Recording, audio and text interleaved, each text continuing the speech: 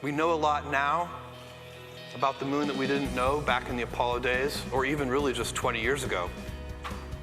On Thursday, Jeff Bezos unveiled a lunar lander from his company Blue Origin that he says will help the U.S. get back to the moon and to colonize space.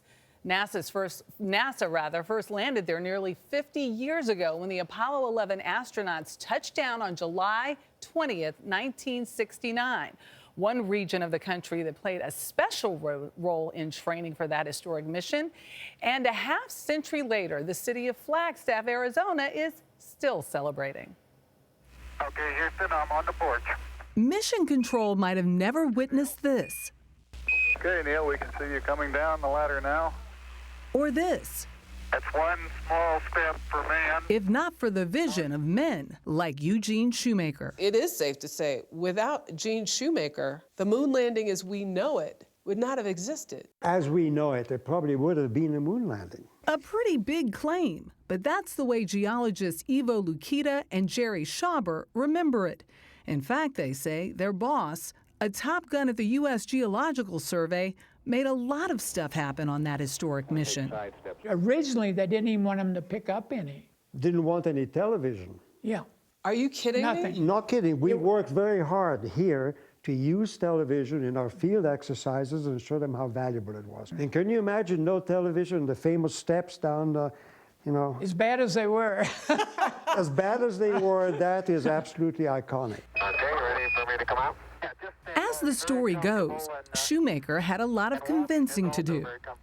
He had to convince NASA because originally it was just a raw plant the flag thing. They've got the flag up now, and you can see the stars and stripes. It seems so elementary to us today. They didn't want to take a rock hammer. They didn't want to take anything to hurt their suit and poke a hole in their suit. They didn't want us to even photograph the rocks. Gene would talk to people there about the fact that there's no point in going to the moon unless you're going to do some science.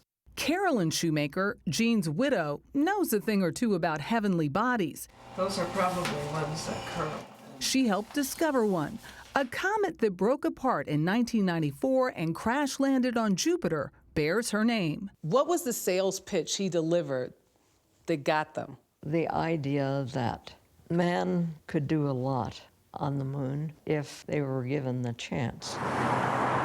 Shoemaker found that chance in an Arizona town called Flagstaff, nestled between Phoenix and the Grand Canyon.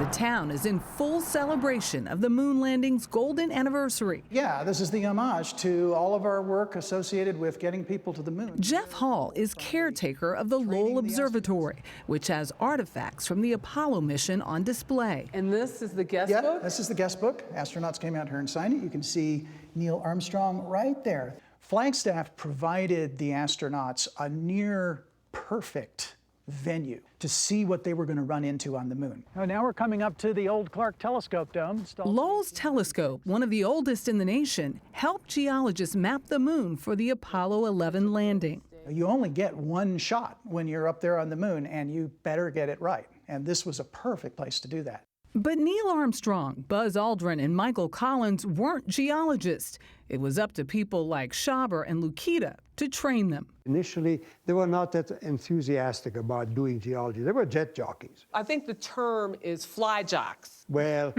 you can select whichever term you want. In any case, they were not particularly interested, but once they got into it, they found out it was really a lot of fun. In other words, they got a crash course in geology. They trained at a nearby cinder field and studied rock formations at the Meteor Crater, a breathtaking hole in the earth nearly 4,000 feet in diameter and more than 500 feet deep.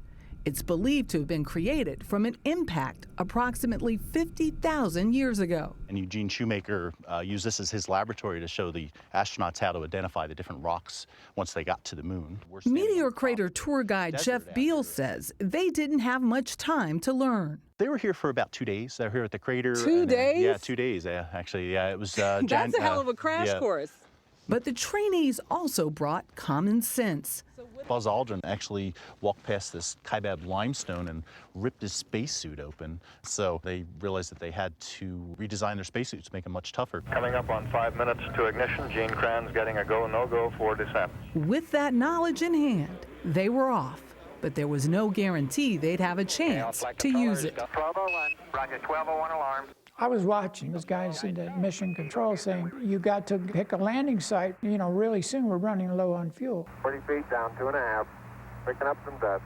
And very calm Neil Armstrong just kept flying until he found a safe place. And they said, you have 30 seconds, 20 seconds of fuel.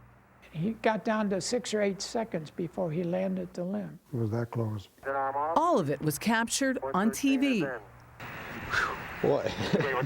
While Walter Cronkite anchored CBS's coverage from New York, his colleague George Herman broadcasted live from the USGS in Flagstaff. But Jerry Schauber was doing his own thing from Mission Control in Houston.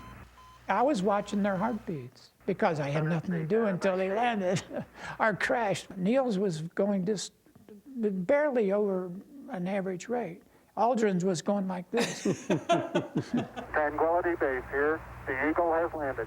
The Eagle has landed. Everybody was Yeah. crying. Crying. Crying. I wasn't sure Crying. what dimension I was in. Right. One giant leap for mankind. All that science, all that know-how continues to inform those here in Flagstaff, where the mission continues. These cinders simulate the moon's surface. I mean, With a renewed pledge for space exploration, the USGS is once again training astronauts. Lauren Edgar has already started the countdown. so they'll be training in the same spaces and places that the Apollo 11 team did. Absolutely.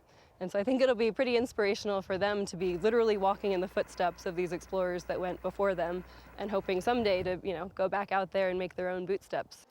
And that brings us back to Gene Shoemaker. He really wanted to be the first man on the moon. Really? Yes. A medical condition denied Shoemaker from any shot of getting to space.